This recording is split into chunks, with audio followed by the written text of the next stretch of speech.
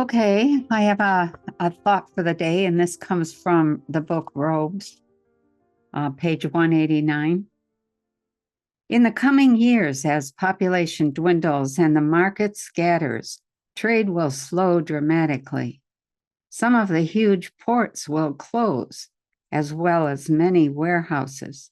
Stores and your beloved shopping malls will have difficulty. And as people stop going out for things, these will shut down. On the brighter side will be the savings of fuel, electricity, and human and economic energy once expended in these forms of trade. The Madison Avenue style advertising needed to maintain the one-size-fits-all mindset will slowly disappear. The making of useless articles, the waste of paper and other resources, the stress of unnatural schedules, and the tendency to cluster unhealthily into gigantic cities will come to an end. As the large global network continues to grow, its nearly unlimited freedom to communicate will lead to new forms of trade and the growth of close relationships among humans in varying places around the planet.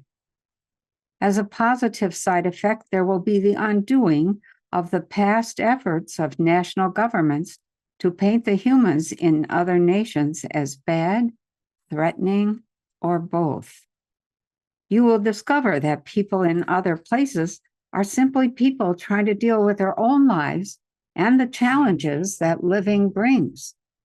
Since communication leads to knowing, and knowing leads to love, and love is an unfettered response to another human being, there is a possibility that love will come to the world finally. And this, quite honestly, is what we are hoping and working for in our visits with you. So think about that.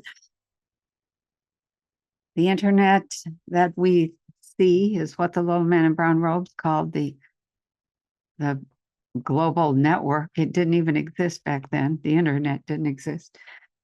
But I think what we need to see right now is that in spite of the fact that there's a lot of stuff happening, that there's a lot of bad stuff happening, there's also a lot of good stuff happening.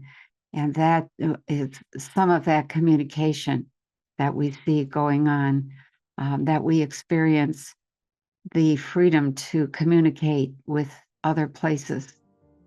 That's going to lead to love. Have a great day.